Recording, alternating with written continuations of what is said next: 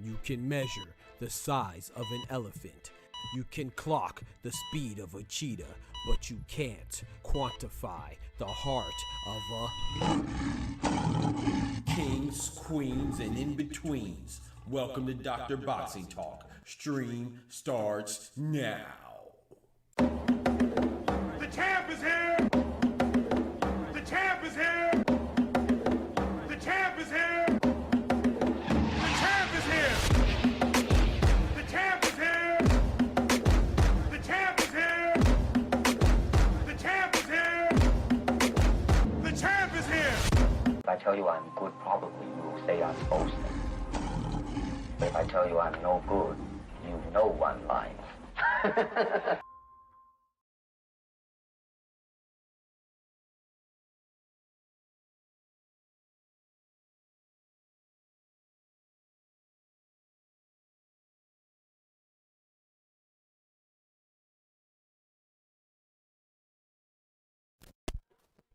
Clicked on the wrong screen. What it do, what it do, what it do.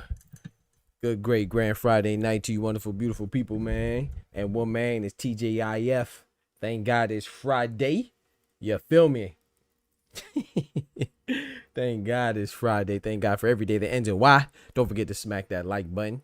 You know what I'm saying? On the early tip. Ladies and gentlemen, brethren and sisters, boys and girls, kings and queens, and everything in between. Y'all know what time it is. Doctors in the house. Yep. We are in the building. Tell me how you're feeling. We are here today, man. Today we have a couple things to talk about. We're gonna go through the little rundown. We got people leaving their trainers. We got people switching up their teams. You know what I'm saying? Allegedly. We have people admitting that they're wrong. We're gonna clap it up for them. One time for maturity and humility. We got people calling out some folks that we ain't seen in a mighty long time. You know what I'm talking about? So we'll know about the sincerity with that, but it's still interesting. And we got a big fight that is starting to fill out, right? Because they're releasing the undercards, and the undercards are pretty good so far. You know, hopefully everything works out. Speaking of out, somebody got knocked out today in the heavyweight division, and then finally we gonna end it on, you know, some more big news in the heavyweight division, and that'd be between AJ and Fury. You see what I'm saying? Before we get to all that, you know, let's go ahead and let's go ahead and say our prayers and thank the Most High. So please join me and bow your heads. Dear Heavenly Father, Lord, we thank you for bringing us into this weekend, Lord. We just ask you for let us have peace and prosperity, not just tonight, but, you know, throughout the weekend, and lead us into the next week. And please just guide us, Lord. And, you know, whenever we're feeling down, no matter how low we get in that valley, just remind us that, we can always get back the mountaintop, and sometimes the climb, the ascension is hard, but we should embrace the hard and want to learn lessons from the hard, and that's what's going to prepare us to stay at the mountaintop and stay at that plateau for so long. So we just want to put you first in everything that we do, and never forget to be humble in our actions, be mindful and thoughtful and kind in our actions, and also just be our brother and our sister's keeper, especially in times of need. Through Jesus' name, thank you, Lord. Amen. Amen, amen, amen, amen. So yeah, man, let's get right to it. Nothing to it but to do it. We got my brother sent from Pet, big member in the building. Shout out to Seth from Pet, man. He challenged me on this on these pull-ups and told me to do the what's it called? Bring Sally up, bring Sally down. Which I already seen it before too, but I didn't know the song was that long. Gosh dang, my boy tried to kill me, but I think it's like 30 pull-ups in total, not to mention the hang time. We got to 20, but that was post-workout, so I want to try it fresh, when I don't do a workout. I was just trying it, and I got to 20, which 20 is not a big deal. I can do 20 push-ups. I can do more than 20, of course, but post-workout, that's still pretty good. So I thought I did pretty all right. But we're going to see if I can do the whole thing, Shout out to my brother Bodega Ty in the building. Shout out to my brother, PhD in boxing talk. Big up to my boy Bodega Ty. Yes, sir, man. You see that emote? The best emote, let me tell it. That's the best emote in the game. You feel me? But yeah, let's get right to it, man. I want to talk about the trainers, man. We been getting a lot of news of people leaving their trainers, man. Of course, the biggest news is Keyshawn Davis. Keyshawn Davis has been rumored to have left Bomac, and I don't know if it's true or not. I know a lot of people make it seem like it's true. Bomac seemed to respond because Keyshawn Davis set the fires ablaze by saying that he switched up his whole circle. I feel like he's talking about Bomac, but I'm not sure. So also I want to say allegedly, because like Bomac came out and he said that he doesn't want to say anything that diminish the integrity of Keyshawn Davis, which I thought was a very mature look if he's talking about Keyshawn Davis as well, which is, say there's no certainty in that. But yeah, the breadcrumb seems to lead that they have split. But you never know, man. It could be an argument, it could be a discussion that ended in a disagreement right now, and they could reconcile. So I don't know. I would say to be a little patient, but it does seem like for right now, in real time, in this moment that we're in, it seems like Keyshawn Davis is at least not on the same page with Bomac. And a lot of people are tripping. I don't think it's that big of a deal. I mean, Keyshawn Davis, it's not like Keyshawn Davis has a fight coming up. You see what I'm saying? Keyshawn Davis is cool with Shakur Stevenson. We saw the Shakur Stevenson, I don't know if you saw it, but the Shakur Stevenson was on the Breakfast Club. I watched that interview. Keyshawn was there with him. And the reason why I say it's important, not because Shakur works with Bomac, but, Shakur is close to Bud. Keyshawn's close to Shakur and Bud, you know what I'm saying? So I think that the reconciliation is nothing but a phone call away. You see what I'm saying? And Keyshawn's with Jay Prince. I'm sure that he could mend those fences, the manager that he is and the figure that he is. So, we'll see how it goes, man. I don't think it's anything to be alarmed about yet, but it is something to talk about, especially when it's quiet and it's a little slow. So I ain't mad at the speculation. It does seem like that, but I don't think I haven't seen anything that's definitive yet. So, maybe I'm just a little hopeful that it's not, because I think Keyshawn Davis benefits from being trained with Bomac. I think it adds some responsibility to the young man. I think it adds some expectations on the young man. And I think that I just think Bomac's a good trainer. So I'm not sure if it gets much better than that. But you never know. Just because you have a good trainer and a good fighter doesn't mean that they're gonna have good chemistry, and that's important as well. So we'll see how it goes. So speaking of splitting, though, we do know somebody more definitively split, and that'd be WBC champion, welterweight champion Mario Barrios, right? Apparently he has split from Bob Santos, and that hurts my heart because I like Bob Santos, man. I think Bob Santos is dope, but I will say this. And when Keyshawn, this is applicable to Keyshawn as well. If Keyshawn left Bomac and, he missed weight, had the fight canceled and all that stuff, if he feels like he needs to change something up, okay. You know what I'm saying? Hopefully they split amicably, you know what I'm saying? And it wasn't like anything that was fiery exchange. They decided to go their separate ways. But I say it's applicable to Barrios and Keyshawn, because Barrios also, he had 2 shaky performances. Keyshawn Davis didn't even perform, so maybe he feels like he just needs to switch up everything. Hopefully he's not just blaming Bomac in them, but with Barrios too, he had a draw with the 46-year-old Manny Pacquiao. You see what I'm saying? You ain't got no business having a draw with 40. I don't care how great Manny Pacquiao used to be. He's 46 years old right now when you fought him. Damn. You feel me? So, Mario Barrios being in his prime and being a current champion, you shouldn't have a draw with him. I'm not saying it's Bob Santos' fault, but I'm not mad at Mario Barrios if he wants to switch something up, because the fight before that, he had a draw with Abel Ramos as well. He had back-to-back draws, and now he's fighting Ryan Garcia. Speaking of Ryan Garcia, he's it's important to note that his new trainer was a former trainer of Ryan Garcia, Goosen, right? So with Goosen in your corner, it could be good, it could be bad. It could mess up your chemistry. Your chemistry might not be there. It could kind of, switch up your philosophy, so he might not be at his best. But his last 2 fights, I'm not sure Mario Barrios was at his best either. And like I said, I like Bob Santos. I think he's one of the best. I think he's kind of underrated as a trainer. I'm not putting on Bob Santos. I'm not putting on Barrios either. But I think more of the responsibility goes on Barrios in this case, because like I said, he looked good against Abel Ramos in the first 4 rounds and it just went down. I don't know if something got in his eye. I maintain something had happened to his eye. His vision was compromised or something, because it was like a whole different fight. You know what I'm saying? And then with Pacquiao, shout out to Pacquiao, was one of my favorite fighters, but I just feel like I feel like that was just an effort thing. I'm not sure if it was a trainer thing, but at the same time too, the trainer should be able to push the right buttons to make you make your effort come out, saying to maximize your effort and get that out of the fighter. So I don't mind them both, Keyshawn or Bob or Barrios switching up trainers, but Barrios I think is a little bit more justified because he's coming off 2 disappointing performances. Even though I like Barrios, I'm not mad at him switching it up. We'll see if it works out though, because I'll tell you this. Barrios better beat Ryan Garcia, man. I know a lot of people are favoring Ryan Garcia. I think they're crazy. I think Barrios has the best win between them, right? Who's Ryan Garcia's best win? Maybe Luke Campbell or Oscar Duarte or old Javier Fortuna. I don't know who's his best win. But we know Barrios' best win is Yordenis Ugas, right? So Yordenis Ugas trumps anybody that Ryan Garcia beat, right? So he has the best win between them. And then, not to mention, they both have 2 losses. And I think Barrios' losses are better, right? They both lost to Tank, but Ryan Garcia got stopped earlier. And some people say that Ryan Garcia was forced to quit by Tank, right? Some people say, yeah, he quit against Tank. Yeah. Mario Barrios got knocked out by Tank as well, or stopped by Tank. Yeah. But it was in the 11th round. Yeah. So even in their common loss to a common opponent, Barrios looked better. You see what I'm saying? And then not to mention, Ryan Garcia also lost to Rolly Romero. Rolly Romero, I don't think that's too bad, but he was expected to win. But Rolly Romero's a former champion.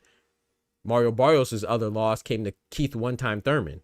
Keith One-Time Thurman is a higher caliber fighter than Rolly. I like Rolly, but Keith Thurman, I like Rolly more than I like Keith. But Keith Thurman's a higher quality opponent than Rolly Romero. So even his losses, like I said, or his losses and his wins are better than Ryan Garcia. Not to mention, on top of that, Mario Barrios is a champion. Ryan Garcia has never been a champion. On top of that, Mario Barrios is a clean fighter. Ryan Garcia is not a clean fighter. We do not let people who are on the juice discuss real athletes. That's all. On top of that, Ryan Garcia was suspended. Mario Barrios never been suspended. On top of that, Ryan Garcia is a racist, and Mario Barrios doesn't have any public racism. I don't know him to be a racist. So, he wasn't suspended for racism like the WBC suspended Ryan Garcia. So, I just think that all in all, Mario Barrios is favored by me, and he should be favored. But because Mario Barrios is known to have some lackluster performances, I'm not mad at anybody picking Ryan Garcia. I mean, he is popular and all that stuff, but I'm telling you right now, I like Mario Barrios a lot. He's never in a dull fight, for better or for worse, for winning or for losing. He's always an entertaining fight. That's why I like him a lot, and I expect this fight to be entertaining. But I also expect him to win this time. I don't really, I don't really put too much expectations on Mario Barrios, like I said, but I do expect him to be the champion that he is, and I expect him to pack Ryan Garcia up and send him packing. Send him packing. And I don't mean send him to somewhere nice. You know where he need to be going. You thought I was going to send him somewhere nice? You're not going to the beach. Bitch, you're going to hell. That's what I need Mario Barrios. Send Ryan Garcia straight to hell. Send him straight to hell. You hear me? You hear me, Tufo? Yeah, send him straight to hell, man. I'm not playing. Send him straight to hell. Don't send him nowhere nice. Send him straight to hell. Send him straight to hell. Let's go. Let's hit this roll call real quick. We got my brother Lee Jackson in the building. We got Let's Be Real in the building. We got Railway and Boxing Fan says, hi there, new subscribers. Hey, shout out to you, man. Welcome to the Boxing Talk family. Welcome, welcome, welcome, Railway and Boxing Fan. Salute to you, man. Welcome, man. Shout out to my brother Tufo in the building. Big member in the building. Hey, Tufo says, any excuses tonight, Ty, in my retarded voice? I'm not gonna lie, Tufo. It's my fault, bro. I got to postpone it, man. So it's not Ty's excuse, it's my excuse because I have some things to do. I have some family in town that they just popped up. So I got to I got to handle that business. So it's going to be the show's going to be on the shorter side. So I can't really do it tonight, but I apologize for that, man. But it's my fault. We got to reschedule that, bro. We got to reschedule that, bro. Sorry about that. But yeah, man. So I think Barrios, yeah, exactly. With the gasoline draws on, Barrios got to send him straight to hell, man. Shout out to Barrios. You know, I like Barrios. Like I said, one of my favorite fighters. Can Ryan Garcia win? Absolutely. Ryan Garcia is, I don't like Ryan Garcia. I ain't gonna lie to you. I don't really care for any drug cheat, especially, well, you could forgive him for if he took accountability, you know what I'm saying? If he was like, okay, my bad, you know, I messed up, but the way they go about it, I don't like it. And not to mention the fact with the racism and all that stuff, I don't rock with Ryan Garcia, but still, I could compartmentalize. I could still approach it objectively and make my assessment. I think Ryan Garcia does have a good chance to beat Mario Barrios. I'm just leaning towards Mario Barrios. For me, in my opinion, I don't even think it's opinionated. If you really pay attention to boxing, Mario Barrios is the more accomplished fighter. He has more accolades, right? Accolades that Ryan Garcia has never attained yet. Even when they try to spoon feed him, Ryan Garcia is coming off of a loss.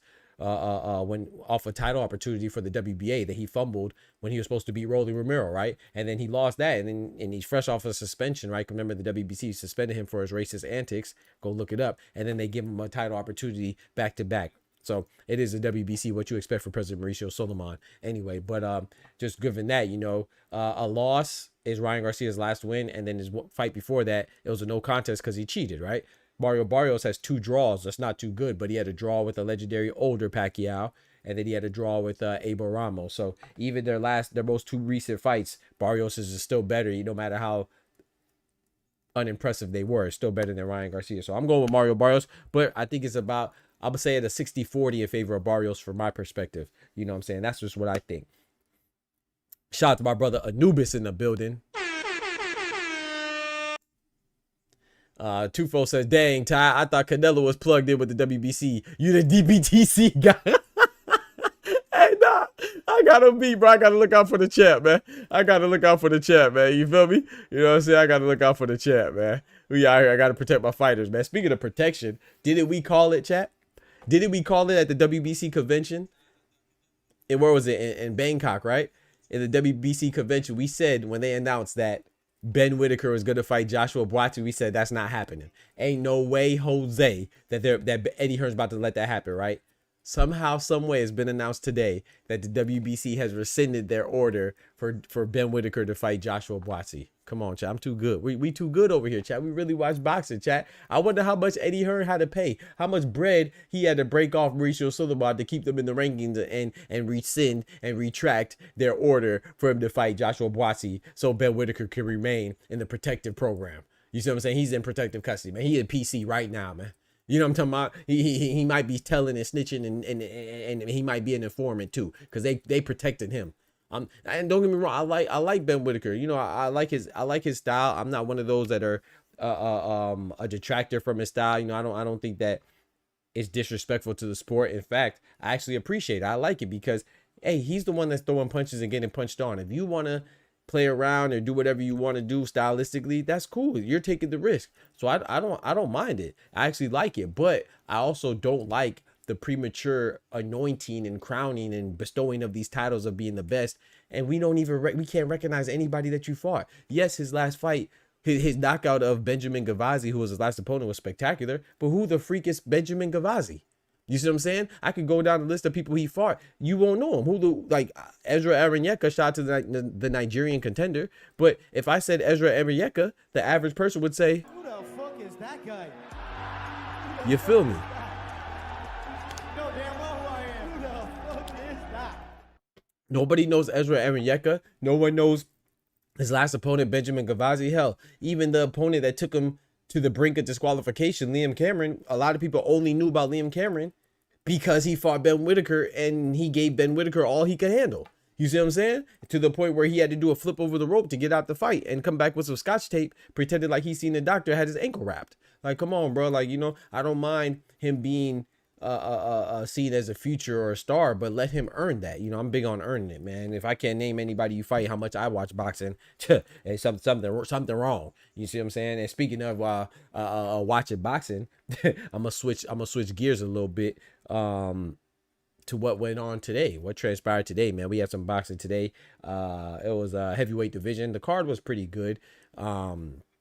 There was a South African brother got smoked by a European brother. Oh my goodness, he got knocked out bad. He was out there stumbling and bumbling all over himself, looking like Zab Judah when he fought Costa Zoo. You feel me? But the main event, Kubrat Pulev for the WBA regular belt, because you know the WBA has all type of belt holders. You got the super champ, the regular champ, the interim champ, which was the super champ was Alexander Usyk for the WBA, President Gilberto Mendoza. The regular champ was Kubrat Pulev, and the interim champ was Fabio Worthy. But since Fabio Worthy won the WBO vacant belt by beating Joseph Parker, he's not the interim champion anymore.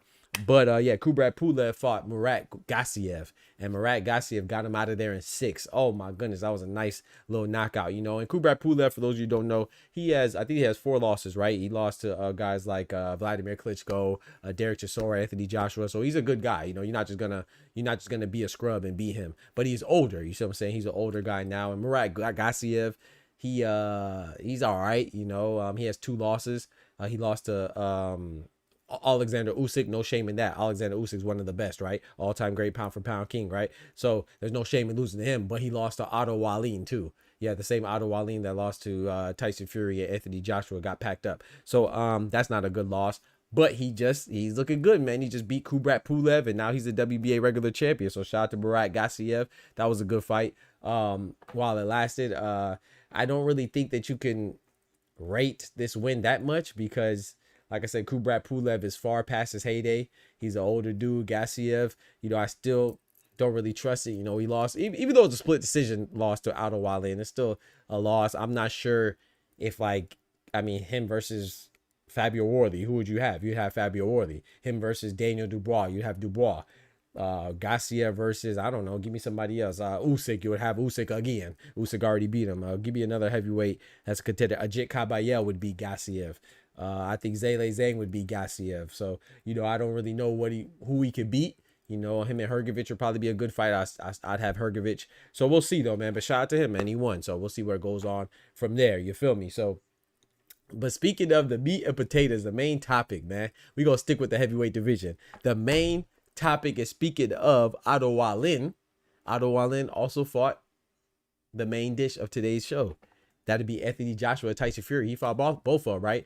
And Tyson Fury and Anthony Joshua are talking about finally fighting, chat. Woo! It could finally happen, man. It was released by The Ring today that this fight is going to happen in 2026. But there's a catch, right? There's always going to be a catch. Always going to be a catch. Obviously, Anthony Joshua is fighting Jake Paul next week, so he has to get past that hurdle, which that doesn't seem like really too much of a threat, right? That's as light of a touch as you go get in the professional ranks in boxing. But still, you never know what could happen, right? I think Anthony Joshua's going to handle business, pack him up.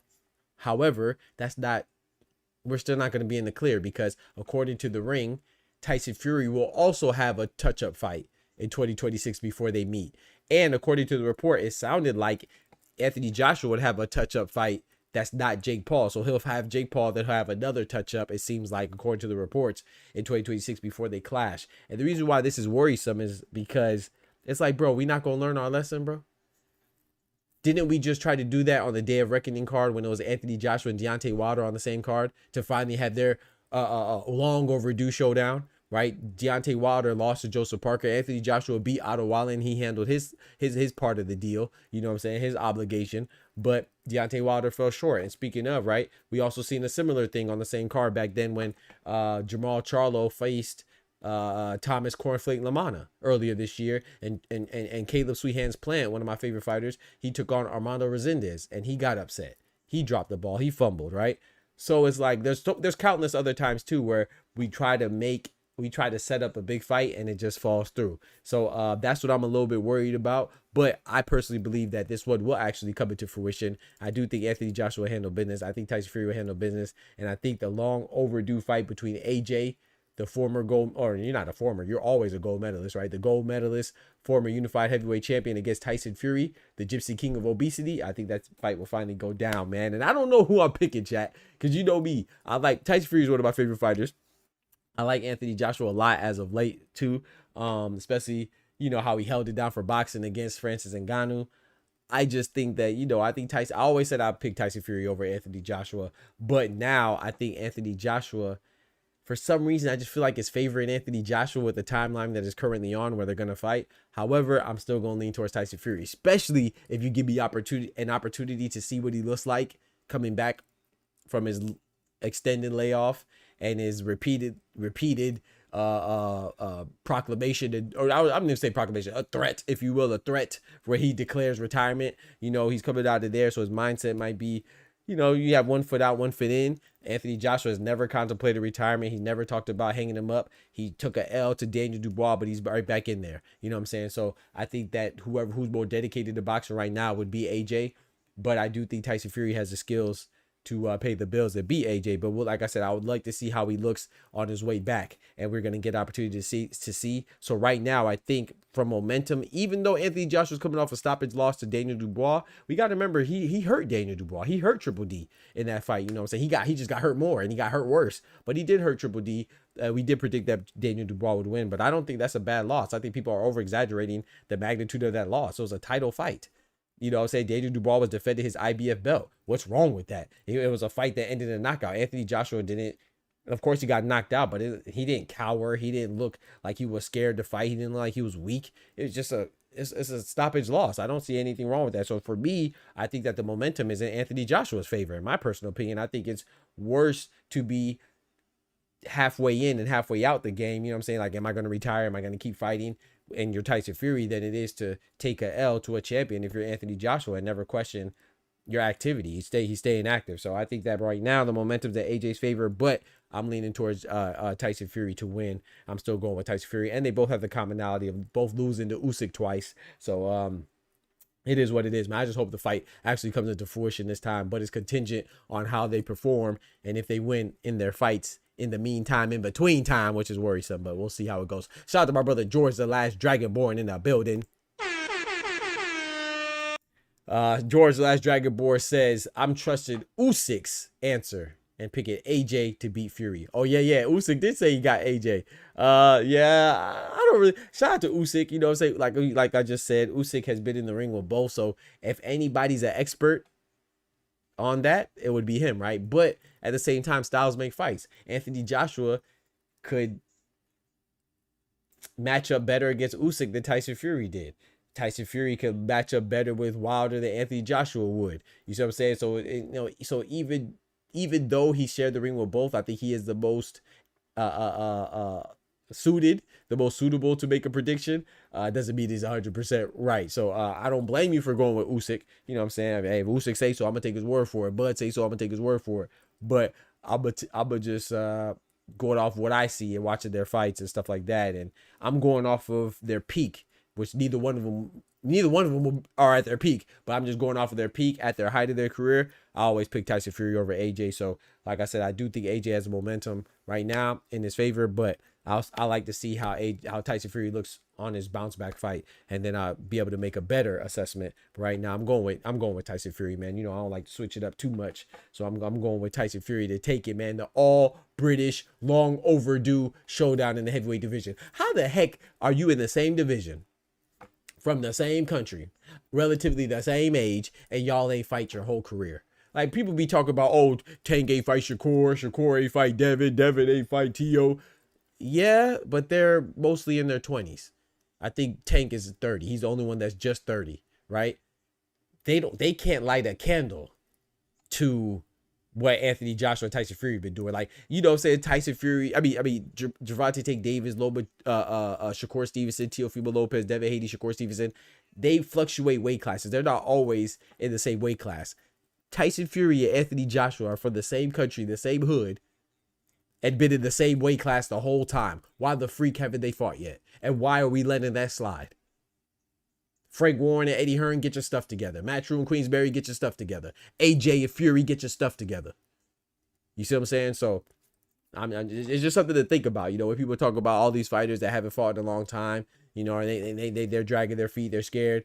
What the heck happened with Tyson Fury and AJ? And I like them both, but they got to make it happen, man. So I'm hoping it actually goes down. You know what I'm saying? Because this is still, even though it's long overdue, it is still one of the biggest fights in boxing. You see what I'm saying? Not just because it's in the most glamorous division, the biggest, if it's going to be the biggest from a contender standpoint and a participant standpoint because of the heavyweight division. But I think of magnitude, man. I think the biggest fights in boxing is AJ's one of the biggest fighters. So and Tyson Fury is too. But AJ definitely the top three when it comes to revenue generation and as far as the economy of boxing goes. It's Saul Canelo Alvarez, aka Cinnamon, Anthony Joshua, aka AJ, and Gervonta Tank Davis, aka Tank. So those three are the biggest, and with Cinnamon being number one, AJ and Tank being relatively interchangeable.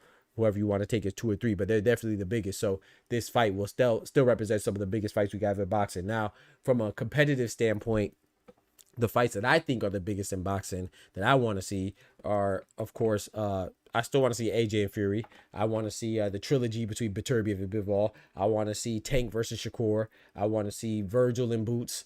And I want to see Zerto and Ja Pataya. And I want to see, give me Alicia Bumgarner and Katie Taylor or Amanda Serrano and Alicia Bumgarner, or Carolyn Dubois and Amanda Serrano. And then I want to see Clarissa Shields and Shadeja Green as well. Even though I think Clarissa is going to whoop her, I still want to see that fight. I think it's a good fight. But at one time for the ladies too, you know what I'm saying? We can never leave them out. You feel me? So I think the goal is she's fighting Francois Dezern Cruz. That's going to be a good fight as well, you know, and that's going to be on the way to another undisputed if she could beat her for the rematch, you know, because Francois Cruz has 2 of the belts at the 168-pound division, super middleweight for the women. So that'd be good. And Shadeja Green has the other 2. So if Clarissa Shields fights Cruz, beats her, she could go fight Shadeja Green. And if she could beat the Sweet Terminator, she could be undisputed again. Or the Sweet Terminator could get undisputed shot at her because Francois Cruz has been undisputed. Shields has been undisputed. Shadeja hasn't yet. So don't forget to smack that like button if you haven't done so already. Smack the like button for your boy. You feel me? And remember, we are on all different platforms, so follow your boy. Really helps us to keep going and growing. For your listening pleasure, we are now on Spotify under Dr. Boxing Talk. The same thing on TikTok, Twitter, Instagram, Spotify, everything. Dr. Boxing Talk, man. Come rock with us. Yes, sir. Yes, ma'am. Yep. Don't forget to smack that like button. Shout out to George, the last Dragonborn, dropping that bread, that cheese, that butter.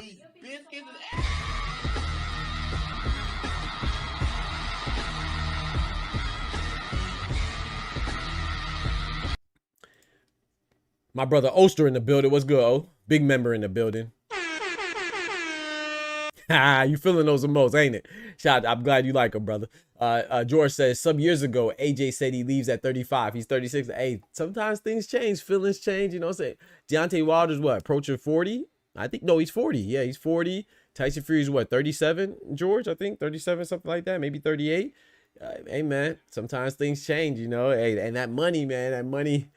Some people act a little strange for a little piece of change. Get funny with the money, you know what I'm saying? So I don't blame him, man. I think Anthony Joshua's still in good shape, you know? And like I said, I know a lot of people hold it against him that he lost to Dubois, but Dubois is a champion, a former champion. There's nothing wrong with losing like that. In my personal opinion, it's like we watch heavyweights for knockouts and they talk trash when the heavyweight gets knocked out. Kubrat Pulev just got knocked out in the 6th round. He was a WBA regular champion, right? He just got knocked out today. I know he's older, but you see what I'm saying? It's still like that happens in the heavyweight division. Majority of those fights, a lot of those fights, more than any other division in boxing, end in knockouts. So it wasn't like he went in there and quit or he went in there was looking gun shy. Nah, he fought and he lost. Just like Daniel Dubois losing to Usyk. I don't think that was a bad loss either. Number one, Usyk is the biggest, is a beast in boxing. You know what I'm saying? One of the pound for pound kings. So losing to him is no shame in that. But I thought Daniel Dubois got hurt and then he tried to bite down on his gum shield like our UK brethren and sister would say. And he tried to fight and he just got stopped. I don't think that was a bad loss either, you know?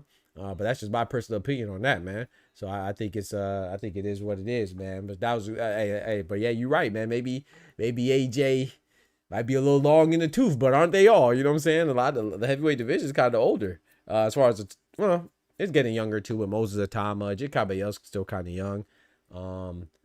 So they have some young guys there still, but Usyk is still at the top. Tyson Fury, AJ is still at the top. So, you know, the old man holding it down. You know what I'm talking about? The old men are holding it down. Holding it down. So, yeah, man. Now switching gears, man. I want to talk about Bill Haney, man. Bill Haney just recently called out Gervonta Tank Davis. I'm gonna pull it up real quick. Let me pull it up, man. Let me see if I can find it again. I know I like this. It should be no problem for me to find it. But Bill Haney called out Gervonta Tank Davis. To me, this is kind of becoming like Canelo and Benavidez. And when I say by that is that, you know, Benavidez is that cruiserweight. Canelo's at 168. You see what I'm saying? It's kind of like, it's becoming too much. You know, that's too much weight to overcome. And Devin Haney's at 147. Gervonta Tank Davis fights at 135. But I still want to see it. Don't get it twisted. Selfishly, I want to see it, but I think it's becoming more unrealistic as time goes by. But you never know. But here goes Bill Haney right here. Here goes Bill Haney. Coach Calvin, Coach Kenny. Just for those of you that don't know, Coach Calvin and Coach Kenny are Gervonta Tank Davis's trainers. Team Tank Davis. I got some good news and I got some bad news. The good news is Devin and bought me another Mercedes. Another one. DJ Khaled. The bad news is the Grinch didn't buy you guys one. Oh, Lord.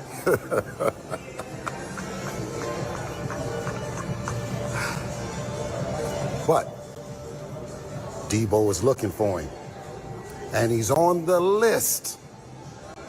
So let's see if 2026 you can't influence your man to be more like. Be more like. I like that. Coach Calvin. I like that. Coach Kenny. But yeah, man. So that's him called out Gervonta. I just feel like Devin Haney, he's at 147. I feel like this is more of like a just to get the airwaves talking and chirping. You know what I'm saying? I don't mind it. I like it because I would love for Tank to fight Devin. I love for Devin to fight Shakur to fight Tio like we're getting. Tio to fight Tank. I love it, man. So I want them all to mix it up. But it just seems like, you know, it's becoming less and less likely with all these weight classes, you know, and these weight divisions between them. But I like it. I like it, man, because I love that fight. And I got Tank stopping Devin, in my personal opinion. But we'll see how it goes, man. He said, hell yeah, I like that most. That's what I'm talking about, bro. Shout out to you, Oster. Yes, sir, man. Shout out to my brother Tay in the building. Shout out to Trip in the building. What's good, fellas? What's good? But yeah, exactly. Bill Haney working again. Trill Bill working again. Hey, bro, shout out to Trill Bill, man. Hey, shout out to all the you know, he's a promotion. He's a promotional team, man. You know what I'm saying? He does what for Devin Haney, the same thing Oscar does for Virgil, the same thing Eddie does for his fighters, like AJ and Conor Ben and everybody else. So shout out to him, man. But speaking of also a Devin Haney, you know, switching gears a little bit, but sticking on the Haneys. Haney, I gotta salute to Devin Haney, man. I gotta give Haney his respect, bro. And I'm gonna tell you why I'm gonna salute Devin Haney right now. Because Devin Haney showed some maturity, man. He showed some humility, man. And I like this, you know. He, you know, a couple of days ago he threw some shots. He threw some shots at Sky Nicholson, right? But this is her responded to it or whatever. And she took the high road. It don't really matter what she said. You know, she basically just said that, yeah, I didn't know why he threw shots at me. Because he basically said that Sky Nicholson is the worst fighter I've ever seen, right? But I'm gonna tell you why he said that. But anyway, she said that she said that Devin Haney's a great fighter, and that it would be nice if he felt the same way about her, you know. But everybody's not gonna like you. That's a fact. Everybody's not gonna like you, and that's okay. Everybody's entitled to their opinion. But shout out to Devin Haney. You know, he said that this person said, "Dang, I feel bad," because she responded. Wait, matter of fact, let's just play it so y'all can hear what she said. Y'all, let's just play it. I really don't care. I'm not on Twitter, so I didn't even see it, but obviously my team made me aware of it. I really don't care. I feel like everyone's entitled to their opinion. And you know I rock with Sky, you know, so I rock with Sky. So Shout out to Tierra Brown when Tierra Brown beat her. I like Tierra Brown too, and she from Florida, you know what I'm saying? Fellow Floridian. But I rock with Sky. If you don't like me, you don't like me. Can't be everyone's favorite. It's all right. I think he's a great fighter. So it's a shame it's not a mutual feeling, but that's all right. Yeah, I'm off Twitter for that reason. I don't care about people's negative opinions. I'm with her on that, man. Twitter be nothing but full of toxicity, man, and arrogance and stupidity. People they be fat, sloppy, no lives be on there talking trash like they're somebody. I'm with her on that. But hey, it is what it is. I don't care about. I feel like Twitter is just full of negative criticism that you don't need to read. So I stay away from that.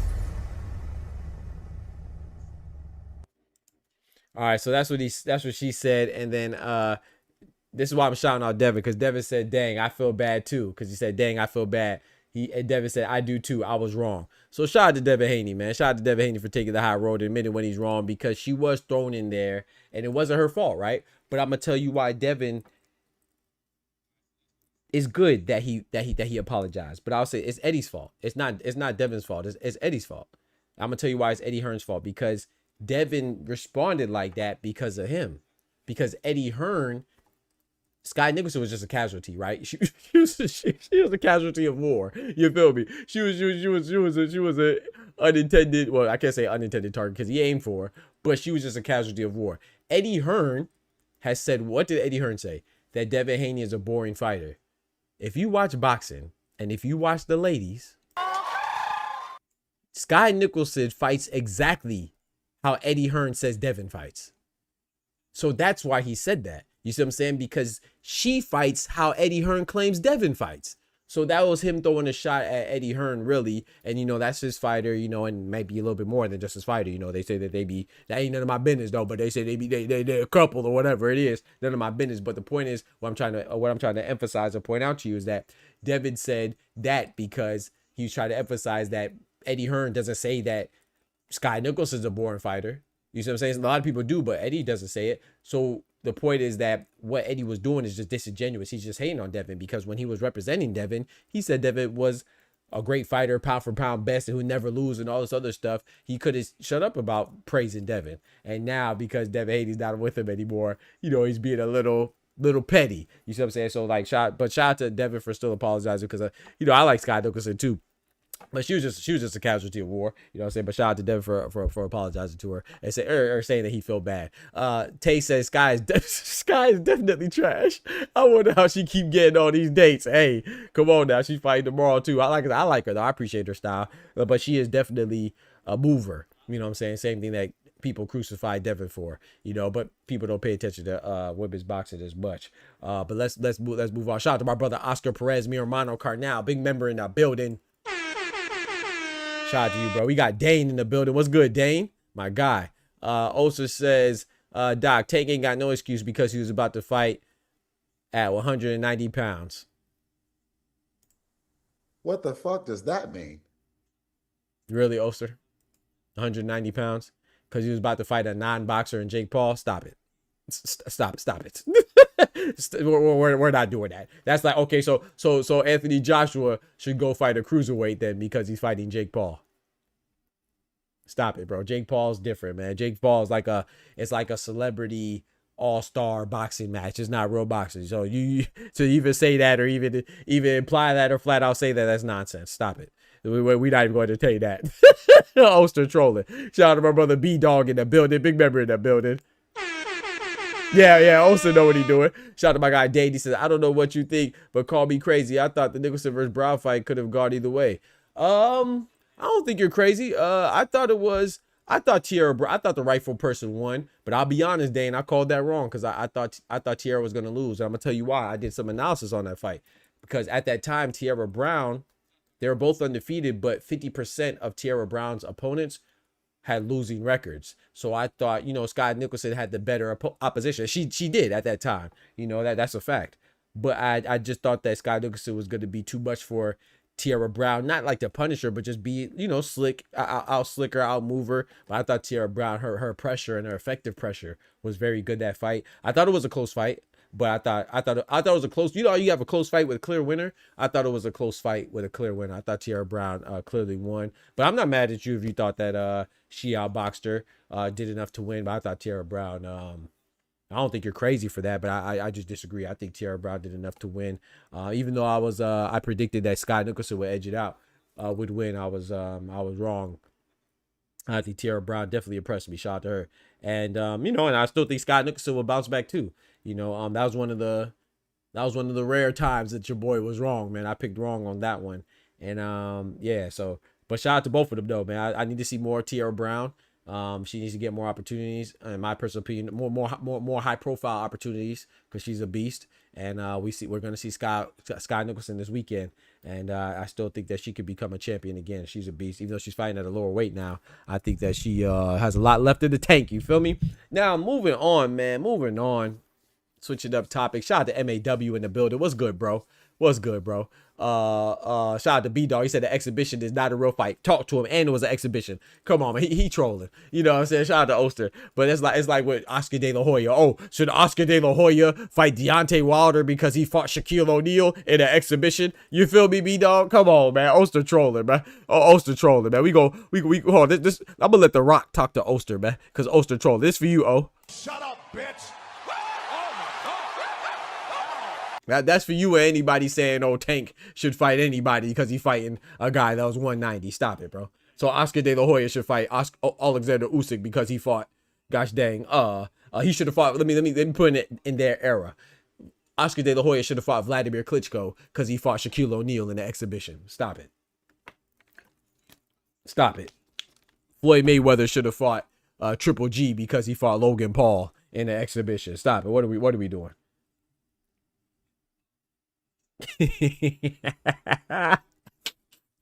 Anybody saying that, this is what the doc says to him. Shut up, bitch.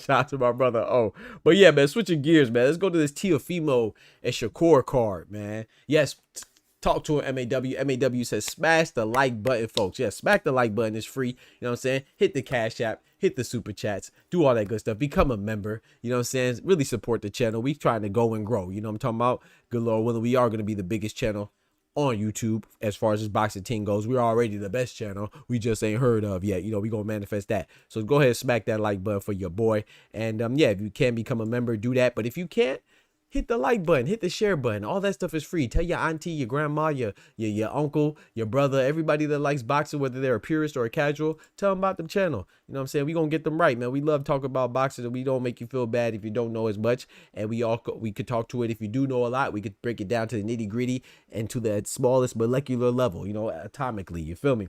But yeah, let's switch gears real quick, man. Let's go to Teofimo versus Shakur Stevenson, man. This card is looking good. This card is looking good, man. Oh, before we move on, shout out to Dan Christensen. He says, I concur. Yes, sir. We are in concurrence about that, about Tierra Brown and Sky Nicholson, I think. But I really believe Tank needs to fight. Oh, you're talking about Tank. Okay. I really think Tank needs to fight the Reaper early next year. He needs to, bro, not think. We know. If you're a boxing fan, and you know I like Gervonta Tank Davis. That's one of my favorite fighters. Him, Cinnamon, Caleb Plant, Junta Nagatani, Terrence Crawford, Usyk. I like a lot of fighters. Tank is definitely one of my top fighters.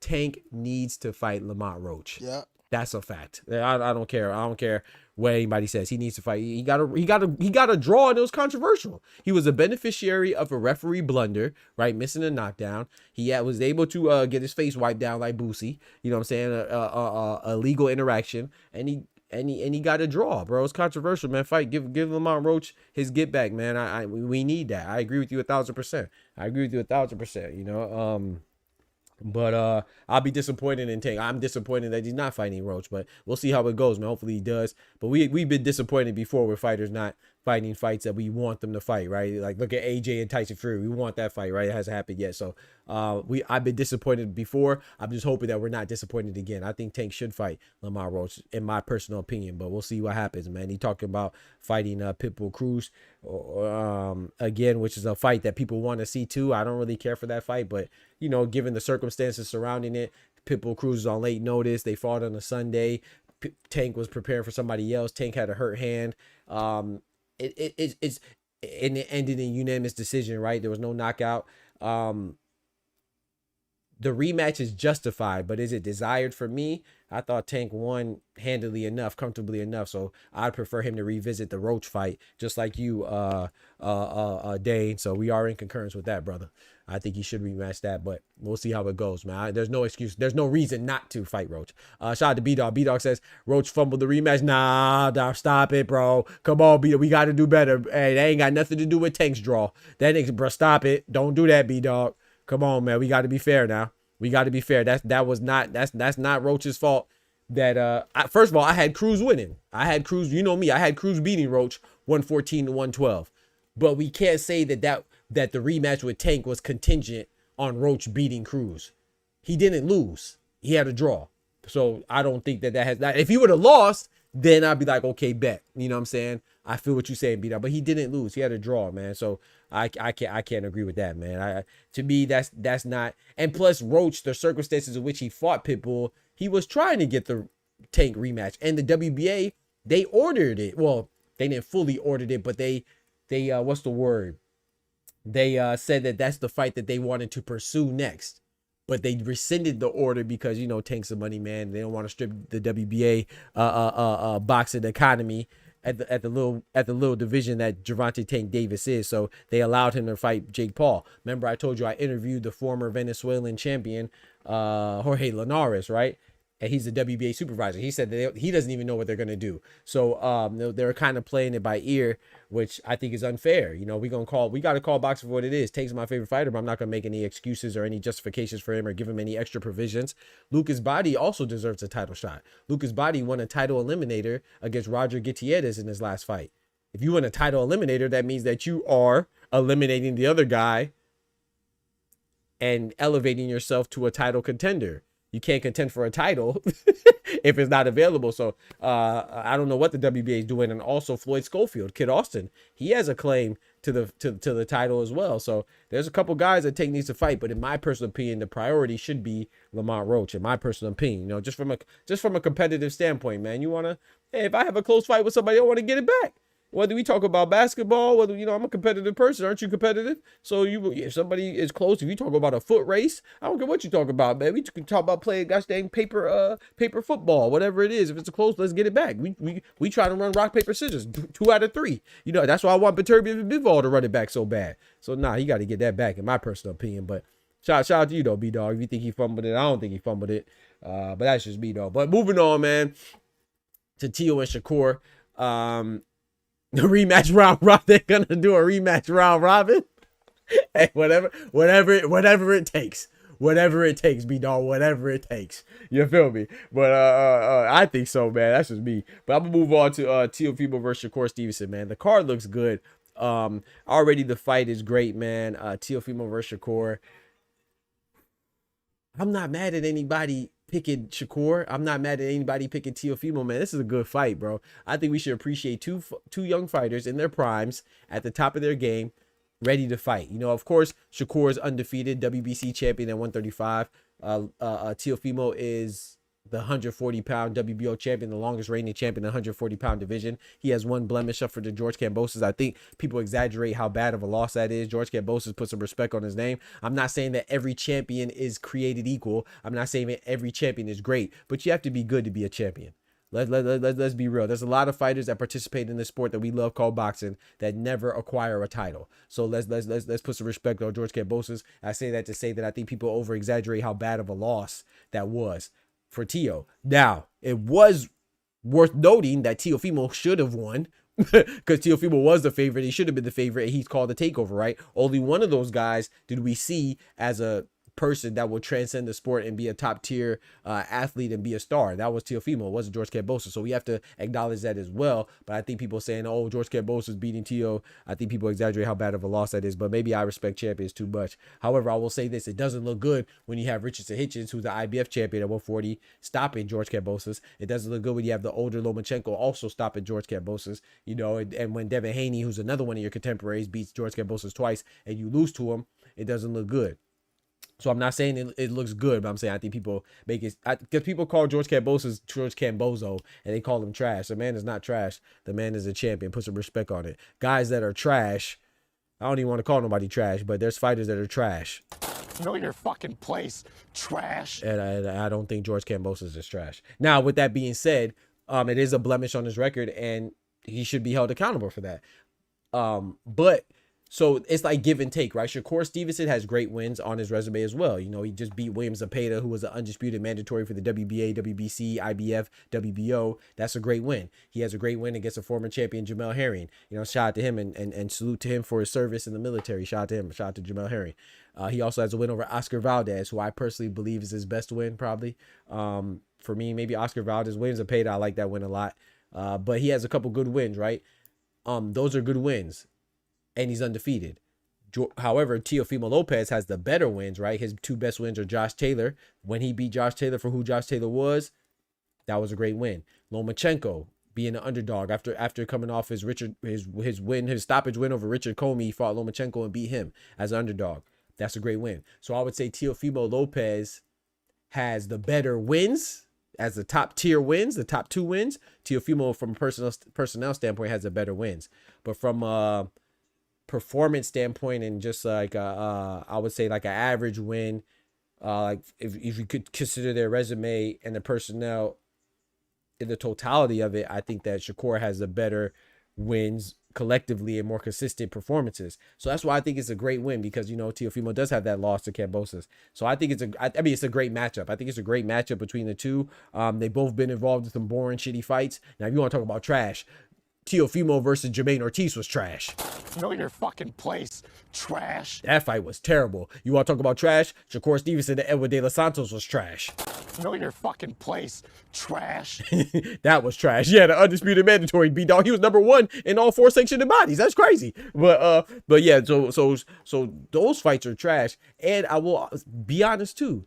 I think Teofimo Lopez and Shakur Stevenson has the potential to be a stinker as far as excitement goes, intrigue goes, intensity goes inside the ring. I think it does have the potential to be a boring fight, but I don't think that we should focus on the negative, bro. We should focus on the positive. And on paper, this fight is great. You know what I'm saying? You got the more athletically gifted, faster twitch muscles and reflexes and better power in Teofimo Lopez going against the methodical, higher IQ, highly intelligent, great defense and superb counterpunching ability of Shakur Stevenson. You know what I'm saying? The way that he dictates the range in the fight is masterful. So they have clear pros and cons going into this fight. You know what I'm saying? So I think the compare and contrast is awesome. I'm leaning towards Shakur Stevenson, but man, the more I think about it, the more I'm saying 50-50, but I'm leaning towards Shakur Stevenson slightly, and I'm rooting for Shakur Stevenson. You know, I don't like Teofimo, but just because I don't care for the person doesn't mean that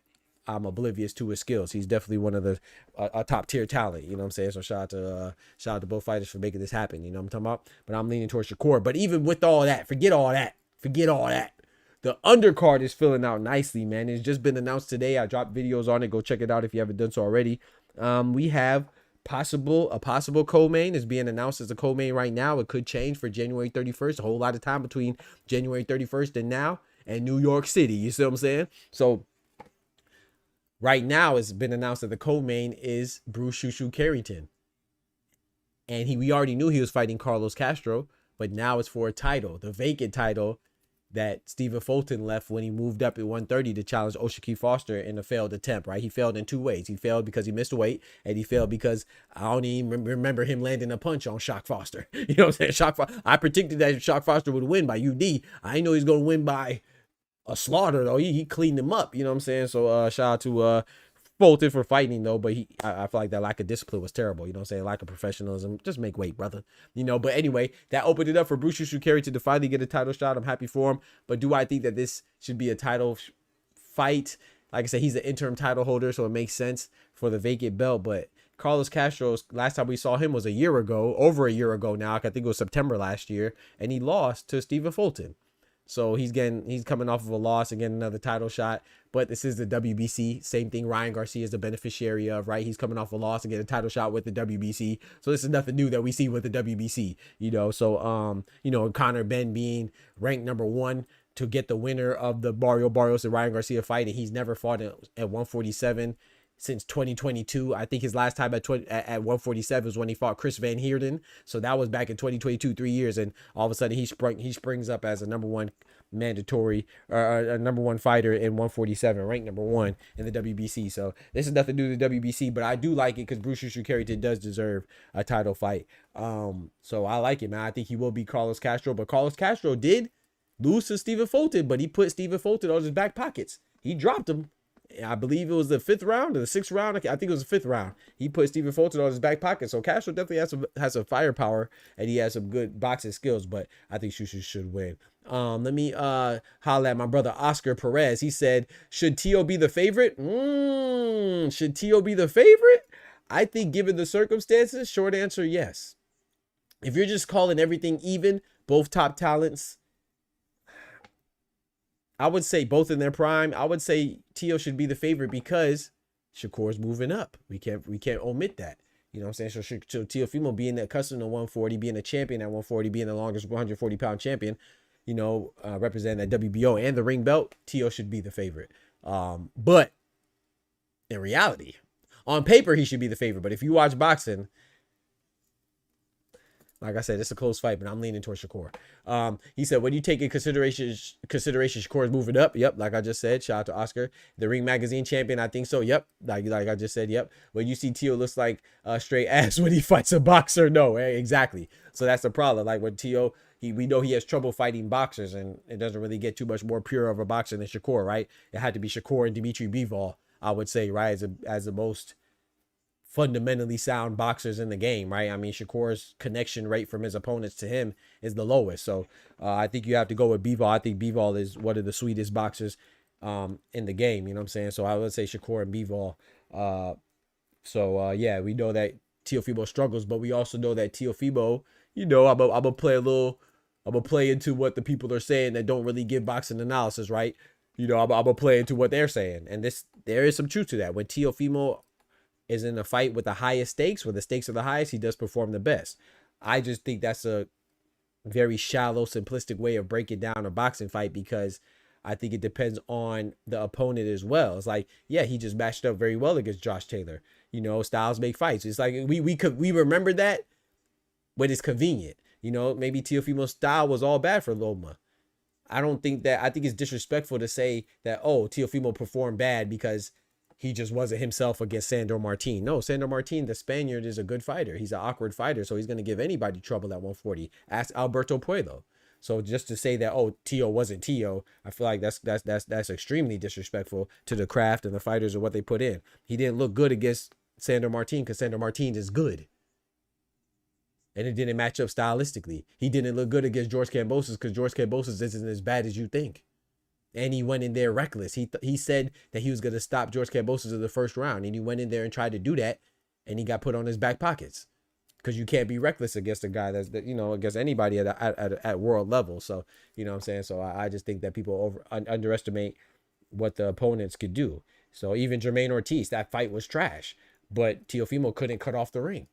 And he didn't use his jab, and that was to his own detriment. So I don't blame just Jermaine Ortiz. I blame Jermaine Ortiz and Teofimo for that bad showing. But to your point, that is why I think Shakur should be the favorite. But all things considered, Shakur moving up, that is Teofimo's division if it was anybody's. I mean, I know there's 4 different champions. The WBA champion is the American Gary Anton Russell. WBC champion is the American Subra Matias, Puerto Rican American to be exact. The IBF title holder is who? The American Richard H is Haitian American to be exact, and then the other American WBO Teofimo. So out of all of them, there's 4 different belts there, but Teo, like you said, he has the Ring Magazine belts as well, so that puts him above the rest for now. I would love to see unifications, but I would say if it's anybody's division, whether he beats Gary Anton Russell or not, whether he beats Richard Hitchens or not, whether he beats Super Matias or not, right now, everything even, all things considered, he is considered the man. If he was going to give anybody, bestow that title on anybody, whether you like Teofimo or not, which I don't, but I would bestow the title of the man if I had to pick one as him. So with that being said, I think he should be the favorite going off of that. But like you said, considering his kryptonite, if he was Superman, his kryptonite is good movers and boxers, and that's what Shakur represents. So it's going, I don't know, we'll see, man. Shout out to Oscar Perez. He said, do I think Shushu could beat Castro? Yes, but Castro is like an interim caliber fight. I agree, but he is an interim champion, so we'll see. B-Dog said he's super disappointed in Fulton. Yeah, I was too, but I think people underestimated shock, but I was disappointed in the lack of professionalism. And I don't mind you losing, man. Sometimes, hey, man, sometimes you bite off more than you could chew. Sometimes you just not ready. And sometimes you can have a bad night, right? It's not like basketball where you can have a bad night on Tuesday and come back on Wednesday or Thursday and have a great night. Boxing, you could have a bad night. It can happen. Not everybody had bad nights and bad days in sparring, you know what I'm saying? Stuff like that. So you can have or anything, no matter what walk of life you're going through. Sometimes you have a bad day at the office. Some days you have a bad night in the bedroom when you're performing. You know what I'm talking about? I'm sure your woman will say, hey, sometimes she had, I'm sure you would say this, sometimes she had a bad night too. You know, so sometimes people have bad nights in all walk of life. But I think with Stephen Fulton, it wasn't just a bad night. It was lack of professionalism. It was coming in overweight. It seemed like you didn't take the fight as seriously. I mean, what am I supposed to think? You don't make the weight. It's not because you couldn't make it. I mean, you're moving up for Christ's sake. It wasn't like you're at 130 and you struggle to make weight. You're at 126. You moved up and still missed weight. So to me, it shows a lack of discipline, lack of focus. It is what it is. And Shock was on his A game. I don't want to take anything away from Oshiki Foster because I will say this too. Even if Stephen Fulton was on his A game, I would still pick Oshiki Foster to win like I did. So shout out to Dane. He said, I think Shakur is going to frustrate the heck out of Tio. I agree, man. I like that word concur. We are in concurrence tonight. That's a fact. That's a fact, man. So yeah, man, I think that Carlos Castro, shout out to him getting the title shot, but yeah, I agree with Oscar. I don't think that this is an appropriate fight to be for a title shot, but given the circumstances, you know, it's vacated belt. Shushu Carrington is the interim title holder, so it makes sense to make this a title fight, you know. But that is making the card fill out. You feel me? That is filling out the card between Shakur and Teofimo. I'm glad to see it. Yeah, man, it's making the fight bigger. And then in addition to that, the IBF champion at 140, Richardson Hitchens, is also on the card, and he will be fighting another former opponent of Teofimo, right? Because last time out, we saw him beat George Kambosos, who beat Teofimo. So this is strengthening his bid to get the unification that he wants. That's the fight that he's been targeting, right? A unification showdown, all New York showdown between Richardson Hitchens, the IBF champion, and Teofimo, the WBO champion, right? One Honduran American, the other one Haitian American. So that'd be a good fight. So to strengthen his bid, he fought a former opponent that Teofimo lost to, and he stopped him, and George Kambosos. Now he's fighting Jermaine Ortiz, another former opponent of Teofimo Lopez, where Teofimo won, but he didn't look good. A lot of people thought that Teofimo may have lost it. So if Richardson Hitchens could beat Jermaine Ortiz, and if Teofimo could beat Shakur, because if Teofimo loses to Shakur, it doesn't matter. But Teofimo could beat Shakur, then that makes that fight even bigger, right? You know, I know Teofimo said he wants to fight Devin Haney, possibly move up and fight Devin Haney if he beats Shakur. But hey, man, maybe he can handle business and become unified at 140. So Richardson Hitchens, you know, I like Jermaine Ortiz a lot. I did not like his performance. I thought his performance was garbage against Teofimo, but I do like him, man. And I was excited for that fight between Jermaine Ortiz and Teofimo. I was actually almost went to that fight. Because it was in Florida, but, you know, it didn't end up being good. But Jermaine Ortiz, remember, he gave Lomachenko hell. Shout out to Lomachenko, but he won, but he gave Lomachenko hell. So I think that if Jermaine Ortiz, hey, it's not going to be an easy fight, man. Richardson has to be locked in. So I think this is a good fight. I think Jermaine Ortiz has learned his lesson. I think he's going to come to fight. And Richardson Hitchens better be locked in. He talked about potentially fighting Keyshawn Davis, which didn't pan out. Talk about fighting or not fighting Gary Antor Russell, the WBA champ, fighting or not fighting Frank the Ghost Martin, fighting or not fighting Sean McComb. You better lock in and fight Jermaine Ortiz. Talk about fighting Teofimo and Devin Haney. You better lock in because Jermaine Ortiz, that's going to be a good fight, man. So this is also on the undercard, man. I think Teofimo Lopez and Shakur Stevenson, that card is just getting stronger and stronger. So I love it, man. Shout out to them. I love it so far. And I'm a little nervous for Hitchens, too. I have Hitchens beating Jermaine Ortiz, but I'm a little nervous, man. I'm happy for Shushu, and I'm nervous for Hitchens. Because, man, Jermaine Ortiz can fight, man. He can fight, man. Shout out to Oscar Perez. He said, I'm quoting Tio Sr., my son don't need a jab. Facts. Yeah. He said, thanks to that mentality, he looks like he asked every other fight. Yeah. And yeah, he said his son, a former Olympian, doesn't know how to cut off the ring, and his dad infamously said his son doesn't need a jab. It's crazy. It's crazy, bro. Shout out to Tay. He said only person missing off this New York card is Berlanga. hey, Tay, you did this to yourself. Why you had to bring up Berlanga, man?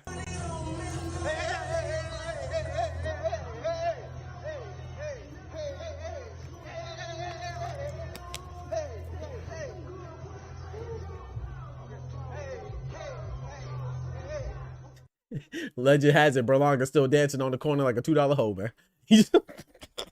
He's still out there dancing, man. He's still out there dancing and celebrating his loss to Canelo. He's still out there dancing and celebrating that butt whooping that Cinnamon put on him. Ain't that crazy?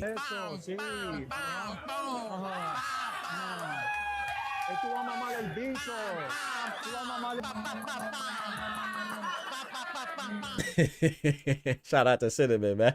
You know what I'm saying? Put that beating on him, man. You know what I'm talking about? Shout out to Cinnamon, man. He's still celebrating with that motorcade in Puerto Rico, man. That's crazy. Al Booger, my brother, big member in the building. Shout out to my brother Al Booger, man. What's good with you, pimp? What's good with you, player? Oscar says, people hype up the Barbosa performance because T.O.'s was doing the little dance. Yep, but honestly, that night, that fight was not rewatchable. I agree. I will say this, though. It's two reasons, like you said, because T.O. was dancing a little bit and Barbosa was a mandatory, right? So it was on paper, it was supposed to be a tough fight. But I'll say the other reason why that fight gets overhyped, as you know, is because, like you said, that night was Times Square, right? The Times Square event. It featured a fight that was shitty, right? Between Devin Haney and Jose Carlos Ramirez. And it featured another fight that outside of the knockdown was shitty too, right? In Rolly Romero versus Ryan Garcia. So, yes, Teofimo versus Barbosa was the best fight. Yes, Teofimo had the best performance, but that's not saying much because it was a card full of terrible performances. You know what I'm saying? So I do agree with you that the credit that he gets for that fight is a little over exaggerated. It was not a good fight or a good performance. It was just a better performance than the other guys that he shared the car with, that being Devin Haney, Jose Carlos Ramirez, Rolly Romero, and Ryan Garcia. So I agree with you 1,000% on that, my brother. I agree with that. But yeah, man. So we have some fights tomorrow, man. Let's go through the schedule. And I'm gonna be on the lookout too, man. We are gonna drop the Boxing Talk family BTF rewards, man. Boxing awards, excuse me.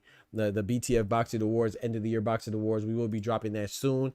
Be on the lookout for that. And you know we gonna discuss it. You know the discussion gonna be good because it always is. You feel me? But tomorrow night, I want to talk about what's coming up tomorrow for the fights, man. The fights tomorrow, man, woman. The fights we have tomorrow is Diego Pacheco taking on Kevin Lee Sajo, man. That's gonna be a good fight, man. Two undefeated fighters going at each other. Diego Pacheco, obviously, he has more of a push behind him, more known. But Kevin Lee Sajo, man, he's a big puncher. He's fighting out of France, and he fights out of France, but he was born in the Cameroon, so he's Cameroonian and French, right? So he's a Cameroonian Frenchman. Remember last time we counted out a Frenchman? Remember? Bruno Saras. Bruno Saras is from France. Yeah, and he had his 5th knockout. He only had 4 knockouts. He went into Tijuana, Mexico, and Jaime Munguia, another one of my favorite fighters, he went in his backyard and put him to sleep. I'm talking about he dropped him and stood over the body like this.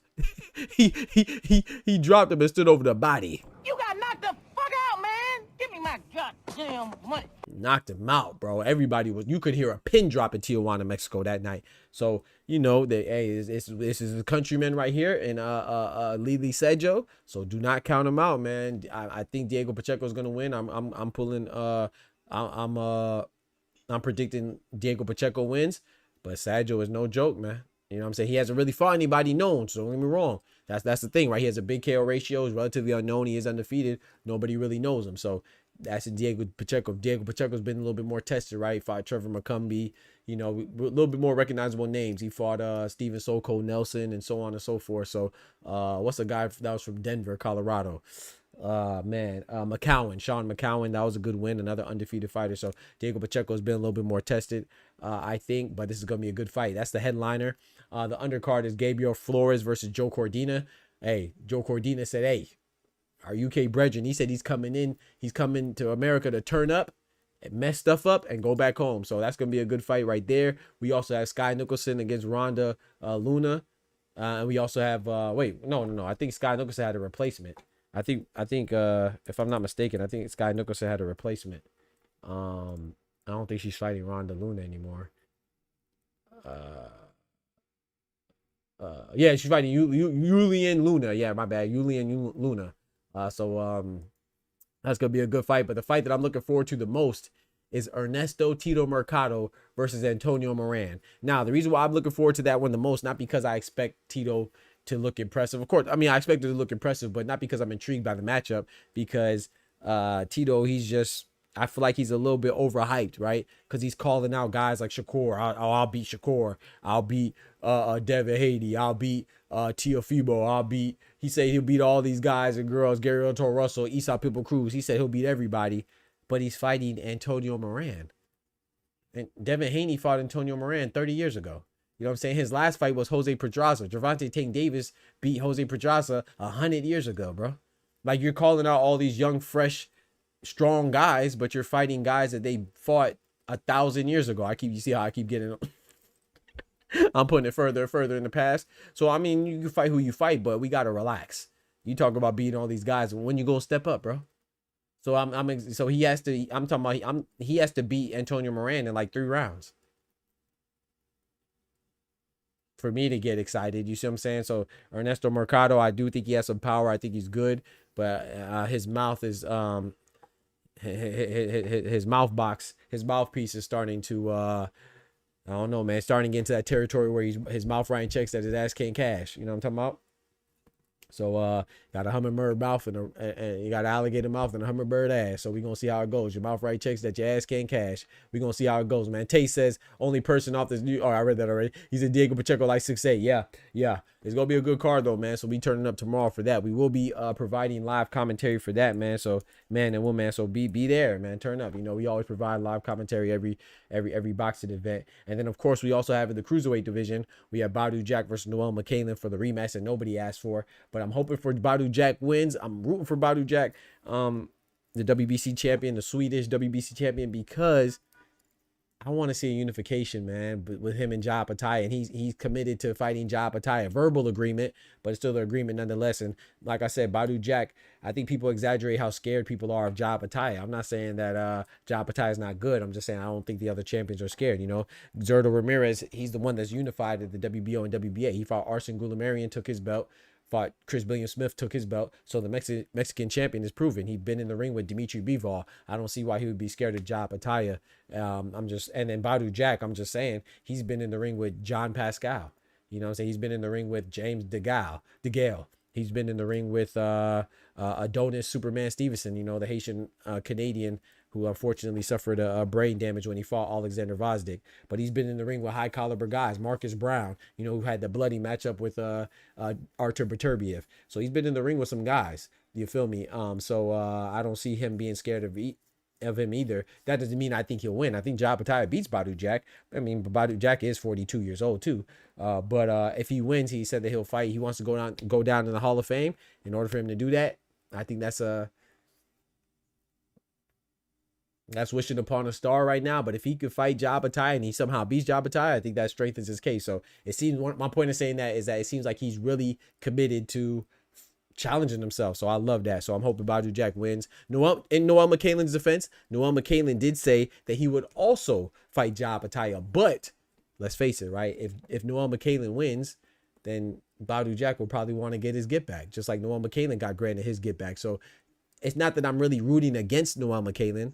I wouldn't mind him winning. I like Badu Jack a little more, but if Noel McCain wins, then they'll probably have a trilogy, and I do not want to see a trilogy. You feel me? I do not want to see a trilogy. So I'm hoping Badu Jack wins for that point alone, and I want to see Badu Jack and Ja Pataya. I do have Badu Jack beating Noel McCain tomorrow, and if he does win and moves on to fight Ja Pataya, I would lean towards Ja Pataya. I would say maybe like 70-30 in favor of Ja Pataya, but we seen Ja Pataya get rocked in his last fight against a 40-year-old Hussein Sankara, relatively unknown. We did see him get rocked against a very green and inexperienced David Naika, right? So if Badu Jack could touch Ja Pataya, it could be in trouble. So we'll see how it goes, man. But yeah, man, I'm gonna go ahead and call it on that note. Oh, shout out to my brother Oscar Perez. Shout out to my brother Oscar Perez, man, renewing that membership for 9 months, man, with the big power glove. He committed to the channel for another 30 days. He said he's not going nowhere. I'm not leaving. I'm not fucking leaving. The show goes on. Yes, sir, man. Shout out to you, my brother Oscar Perez, man. Shout out to you, bro. I appreciate it. He said, are the phone lines open? Nah, not tonight, because I have to go handle some things, man. So it's going to be a little short show today. Speaking of short show, I'm about to go ahead and get up out of here right now. But thank you so much, Oscar, for committing to the channel, for how long you do and supporting, man. Shout out to all the members. Like I said, all it takes is $3 to become a member. You feel me? Some light, man. I know y'all some big ballers out there. Help keep the lights on. Keep supporting the channel, you know what I'm saying, in any way, shape, or form, or fashion, or any capacity that you do. It goes a long way to keep us going and growing. So shout out to you, you know what I'm saying. And if you do get gifted a membership, consider renewing that membership upon expiration, because like I said, we do this full time, keeps us going and growing, you know what I'm saying. Hit the Cash App as well. Super chat. Speaking of super chats, let's shout out my guy who dropped the super chat. That's my brother George, the last Dragon Board, dropping the $2 on the chat with the graffiti on the chat walls. I appreciate that, man. It keeps us going and growing. So even if you can't afford anything, if you can't contribute monetarily, that's okay. Smack the like button. The like button is free. Don't be stingy with them fingers. Smack the like button. Follow your boy on Twitter. Follow your boy on Instagram. Dr. Boxing Talk, on all that good stuff on Bonbons, TikTok, all that stuff. That's how we get fighters to come and be interviewed, because, you know, they want to see people with a lot of followers, you know what I'm saying, a lot of traction on social media. So that keeps us going and growing. Smack the like button, share, retweet, you know what I'm talking about, all that good stuff in Bonbons, man. And also check out Doc's Corner, which is the newsletter that drops every Wednesday. Every Wednesday I discuss things and take deep dives into the boxing scene via the newsletter every Wednesday at 12 p.m. Eastern Standard Time. Doc's Corner, written by yours truly. The link will be in the chat. You know what I'm saying? Free newsletter delivered from me to you. You know what I'm saying? From a great educated standpoint of this great sport of boxing that we love. And we don't do that toxicity crap. We give fighters their credit when it's appropriate, and we give critiques where it's appropriate as well. But we don't really we come at it from an educated, unbiased standpoint, man. We'll always support my brother. I already know, Oscar, and I appreciate that. Mi hermano Carnal. Gracias, mi hermano. Thank you so much from the bottom of my heart, man. From mi corazón. From mi corazón. You know what I'm talking about? I appreciate y'all rocking with me as always. Don't forget to smack that like button. But most importantly, remember, with God, we can do anything. Without God, we're nothing. The doctor's out. Peace. Catch y'all on the flip side tomorrow. Good Lord willing, for the fights that we will be providing live commentary for. Yes, sir. Yes, ma'am. From the hood to college, both worlds they had to meet. 6 degrees between us, so cold, we're about to freeze. But we're Florida boys, hot takes, we bring the heat. We're moving the culture, the engineers to the streets.